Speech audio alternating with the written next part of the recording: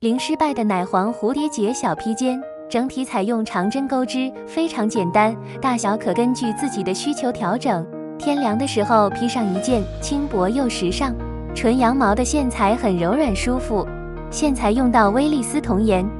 第一排辫子起针，或者直接打个活结，不算做针目。起立的辫子针根据自己的体型来，起针数必须是单数，我这里起立55个辫子针作为演示。起针完成后，接着再起立2个辫子针，倒回第3个针目入针钩长针，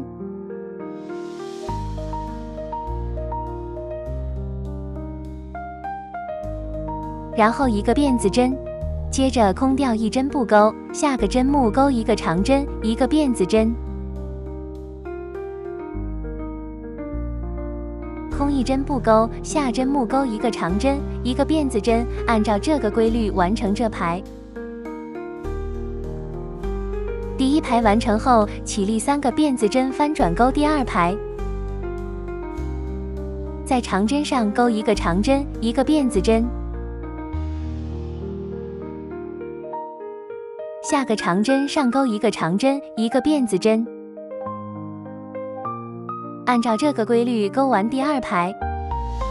第2排完成，起立3个辫子针翻转钩第3排，还是在每个长针上钩1个长针，1个辫子针，最后1个长针和辫子针完成后，在最后的洞里钩1个长针。后面都按照第3排的钩法钩织，一共钩20排。20排完成后，开始钩飘带部分。第一排起立3个辫子针翻转，还是在长针上钩长针，1个辫子针，飘带的宽度自己决定，我钩了6个长针。接着起立3个辫子针翻转钩第2排，依旧是长针上钩长针，1个辫子针。最后1个长针和辫子针钩完后，在洞里钩1个长针，一直按照这排钩法钩到65排。另外一根飘带钩法一样，属同样的长针数，打个活结，重新起针。拉线回来，起立3个辫子，在每个长针上钩1个长针，1个辫子针。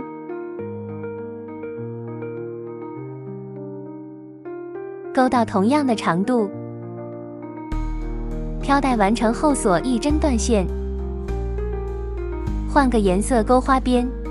在刚刚断线的位置洞里重新起线，拉线回来起立1针，不算做针目，还是这个位置钩1个短针，下个洞里钩3个长针，可以把线头压着一起钩织。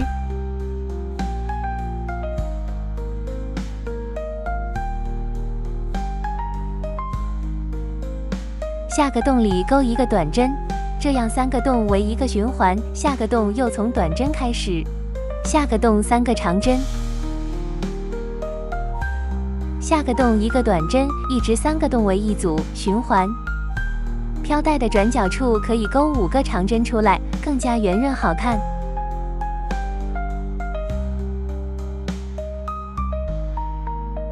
一直钩完1圈，与第1个短针引拔断线。转到背面，用缝合针左右各挑半针引拔，多余的线压进针目里，最后打个蝴蝶结就完成了。